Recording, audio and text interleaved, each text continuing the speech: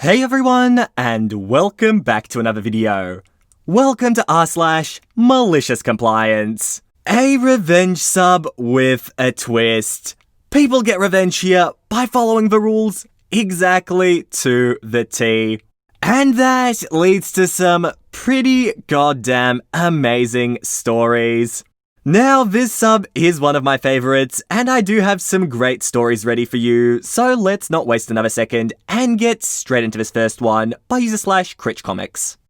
Back when I was in nursing school, we were supposed to wear black, non-porous, closed-toed footwear with non-skid soles for our clinical rotations that weren't Crocs.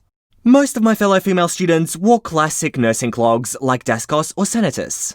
I tried wearing clogs like this in the past and had rolled my ankles too many times to recall, so I decided to not go for that route for shoes. I'm a military spouse, a vet myself, and have aforementioned bad ankles. So my footwear of choice was a pair of black leather tactical combat boots.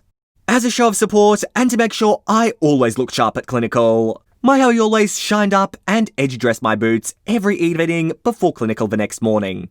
The boots always looked professional, they were comfy as hell, I could bump my toes into beds without breaking a toe, and I could wear them all day without having back pain, foot pain, or rolling an ankle. The same could not be said for my classmates wearing more traditional shoes like clogs. During the first week of my first semester, I had an old school nurse as my clinical instructor. I say old school because she believed female nurses should still be wearing crisp white uniforms with the stupid starched hats, and that our profession lost prestige when we transitioned to scrubs. This instructor got such a bee in her bonnet about my boots, and decided that my boots were out of regulation, that she threatened to take it up with a director, and have me tossed from clinical, thus failing the program. There was nothing in the handbook specifically stating I couldn't wear my boots, since it just stated footwear which was black, well-maintained, non-skid, and non-porous. Check, check, check, check. Furthermore, the pair of boots that I wore were meant to be worn by EMTs, so they were waterproof, bloodborne pathogen resistant, puncture-proof, oil-proof, non-skid, and had reinforced toes. They were just as expensive as Dansko clogs and could handle lots more abuse. I knew that I was in the clear, and so I decided to keep on wearing them. The day after, the instructor commented on the inappropriateness of my boots. She did a uniform/shoe inspection to make sure we were appropriately attired. I, of course, was wearing my nicely polished combat boots. She failed me for the day based on my boots. So I politely objected, stating that my boots fell within the definitions of acceptable footwear in the handbook. She literally marched me to the director's office like I was a kid caught stealing cookies and demanded I get tossed for the boots, failure to follow program rules, and disrespect because I objected to her failing me. The program director, upon further close reading of the program regs, determined there was nothing that was wrong with the boots. They adhered to the standards set forth by the program, and they were honestly safer than most of the shoes the other students were wearing because they were waterproof, puncture-proof, skid-proof, and had reinforced toes. She rescinded my fail and allowed me back in clinical. After that, I heard not a peep about my boots from any of the faculty the rest of my program. Fast forward to graduation. I'd been wearing combat boots since I started and had no intention of stopping. Especially since many of the vets that I cared for during clinical always reacted positively to them. Our nursing pinning ceremony, the event where we received our nursing school pins and are officially recognised as nurses, has an all-white dress code. White uniforms, starched white hats, white closed-toed footwear. The word footwear is key. The dress did not state shoes specifically, and I knew this. The same old nurse sees me in the hall and makes it a point to tell me I'll have to get some real white nursing shoes to wear to pinning, since I can't obviously wear my black combat boots, because we need to have white footwear. I politely smiled, nodded, and said that I'd have white footwear, and went on my merry way.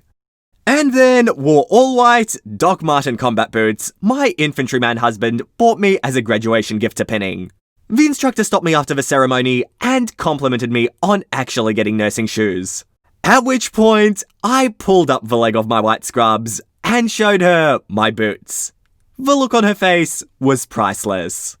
COP, this is awesome. You followed the rules, and there was someone who was just hell-bent on old regulations that wanted to get back at you. I mean, you were within your right, and good thing she took you to the director over it, because the director was able to set things straight. Honestly, in a job where you're standing on your feet all day long, you need to be wearing comfortable shoes, so I see why you did it. And now let's move on to the next one by user/dalgeek. Years ago, I worked for a company that was acquired and merged with a much larger company. There were, of course, management changes and policy changes. That's to be expected. We were told that pretty much everything would stay the same for us though. Health benefits, mileage reimbursement, travel expenses, and etc. Well, almost everything made the cut, except for per diem. Per diem was easy with the old company. If you spent the night in a city, accounting looked up the GSA per diem rate for that city, and you got reimbursed automatically. All you had to do was present a copy of your hotel receipt, which you had anyway for expense purposes. Per diem for meals, incidentals, and entertainment, MI&E, normally works out to be $45 to $55 a day, which is supposed to cover pretty much everything except car rental, fuel, and major project expenses. I like to eat well when I travel, so $55 doesn't always cover my meal expenses. But it's better than nothing, and I can afford it. Of course, some of the guys would spend like $5 a day on canned fruit and sandwiches, then pocket the rest. More power to them. During the meeting where they announced the merger, they mentioned that per diem is ending and that all expenses will now be reimbursed directly. Meaning that we have to submit receipts for everything that wasn't to be reimbursed for. This is a huge hassle, especially on long projects with a lot of expenses. It irritated me enough that I asked one of the VPs about it during lunch.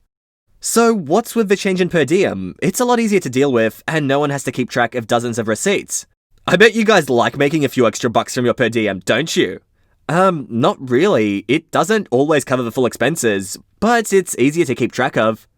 Well, in order to keep expenses under control, we'll only be reimbursing exactly what's needed. This struck me as condescending and stupid. The guys this affected were making 75 to over 125 grand a year, so it's not like we were seriously padding our paychecks with an extra 20 or 40 bucks a day for per diem. It also meant expenses took an extra hour per week because of dealing with receipts. Of course, I put that hour on my timesheet as overhead. As a part of this stupid policy change, they didn't ask for itemized receipts, just the signed copy, and the limits for meals were quite high. $15 for breakfast, $25 for lunch, and $45 for dinner. Looks like I'm about to start eating really well. I normally skip breakfast because it upsets my stomach if I eat early, but not anymore. If there wasn't a restaurant where I could blow $15 on a healthy meal, I would at least pick up a couple energy drinks and a box of breakfast bars, even if I wasn't going to consume them right away. No more Whataburger or Wendy's for lunch unless I was in a hurry. Now I'm going to Chili's, Fridays, or any other place where I can spend close to $25 for a decent lunch. Same for dinner. $45 pays for a decent steak and a beer at Texas Roadhouse or Outback. Or I could just sit at the bar, order chips and salsa, then drink $35 of beer and liquor. They didn't ask for itemized receipts, so they would never know. Now they're paying out close to $85 a day just for meals. Plus dry cleaning and whatever else I had to buy while traveling. Not to mention the hour or two I have to waste submitting receipts each week. That's awesome, OP, bending the rules just a little bit in your favor. You are well in your right to do this, and $15 for breakfast, $25 for lunch, and $45 for dinner is a lot. Like, they're paying you for dinner what they used to give you for the whole day. You'll be living a good, well-fed life, OP. I'm curious if there are other people like you and this policy is actually backfiring, or whether most people are still well under the limits. That's something I would like to know. But I guess I can't really. So let's move on to the next post by user/TerraHex. This happened about 10 years ago now, and I have a good chuckle about it every time I pass a place in my car. I'm a pretty meek guy, so this is probably the only rebellious thing I did in my entire teenage life. My dad owns a farm, and being his son, this meant that I had a job when I was a kid, whether I liked it or not. Mostly I understood this, but that didn't mean I had to like it. I resented having to spend entire days of summer vacation, dawn to dusk, in a tractor when it came time to harvest alfalfa, which we did about 4 times between spring and fall. Basically, imagine a teenager with ADHD forced to sit in one place for 14 hours, and you'll understand how it felt. Honestly, if I wasn't a total introvert, I might have snapped sooner. So anyway, it's the second day of the harvest, and it's getting to be late in the afternoon. I've spent about 20 hours total in the hay barn by this point over the past few days, and I ask my dad which fields to cut next, and I ask him when I'll be done, hoping in vain that I can leave and go play video games or whatever. This is where the titular line comes in. I'll pick you up at dark. Little does he know that my little teenage heart is clenching with righteous anger for all this wasted paid time. So several hours pass, and I'm understandably getting pretty irritable. It's getting dark, and guess what? No sign of my dad. At the time, it was becoming a bit of a recurring joke in my family about how my dad was always late. So I knew I was in for the long haul. Then it occurred to me, and the malicious compliance begins. My dad said he'd pick me up at dark, and he wasn't picking me up. So that means it wasn't dark yet. And what don't you need if it's not dark outside? That's right, headlights. So I continue going back and forth on this wide empty field, squinting as the light continues to fade after sunset, and stubbornly refuse to turn on the headlights. I can easily see the edges of a field, of course, but everything else is blending in pretty well.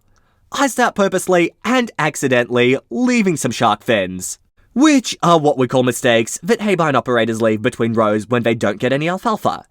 A few small shark fins per field are fine, even expected, but these are on a whole new level. My dad shows up after about 30 minutes of total darkness. I forget our exact conversation, but I do remember the result. After asking me why I didn't turn on the headlights, and me telling him why, he laughed uproariously, and I still remember it fondly to this day. I never did get any punishment. I'm not even sure he understood the extent of the missed alfalfa. It was dark after all, and it was hard to see in the dim moonlight. But whatever, it was just a few rows. I, however, like to think he was a little proud of me, because I was the type of teenager who never got into mischief. I asked him about it recently, and unfortunately, he has no memory of the incident. Oh well, I, however, will probably remember this little bit of malicious compliance fondly for the rest of my life. It might have been pretty insignificant and motivated by laziness, but it was also the first time I really stood up for myself against an authority figure. And that's so interesting. It's such a little thing for everyone around you. Your dad says he can't remember it, but it was a big, funny part of your life. And honestly, I'm happy your dad took it so lightheartedly that he was able to find some humour in that malicious compliance situation. Too often, when people are a victim of malicious compliance, it is not funny at all for them. So good thing your dad could appreciate it. Ooh, and here's another one about travel by user/Chapel IRL. I worked for a company that was bought out by a large multinational corporation. After a couple of years, a new online expenses system was put into place. This was also used to book travel, hotels, and etc. And we were told that under no circumstances could it be circumvented. The travel section was strange. The way it worked was you chose the city you were travelling to, and it gave you the pre-approved hotel you had to choose. All very straightforward, until you consider how these hotels got on there. It wasn't through hundreds of corporate negotiations. It was when the first traveller using the system had to stay in that city found a hotel that met their needs. That became the default hotel. I live in a small country, and the local company was based about 150 km from the capital. The only people who'd used the system to stay in my country were the senior VPs who'd worked on the takeover. And when they returned to the capital to fly home, usually spent a few vacation days there. I was asked to go on a training course run by a company in the capital, and being a lowly prole, would have expected a Travelodge or similar. But the only choice available to me was the 5-star Intercontinental Hotel, where breakfast starts at €50 and the rooms are eye-watering. I checked with the scheme admin, and she laughed as she read me the rules. Under no circumstances could the system be circumvented. The course was over 2 weeks, and at month end, my expenses were submitted.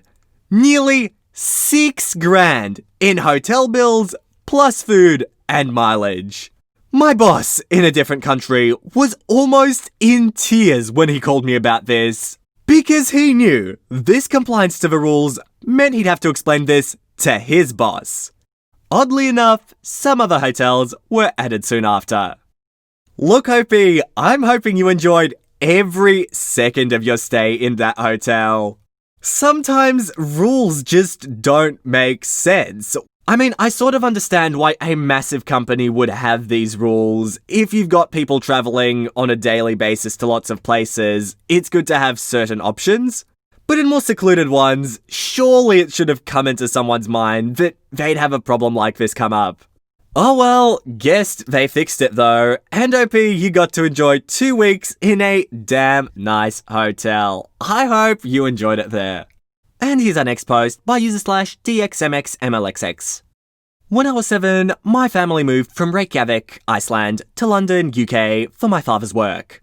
He was an Icelandic native, but my mother was born in England. So I was raised completely bilingual from birth.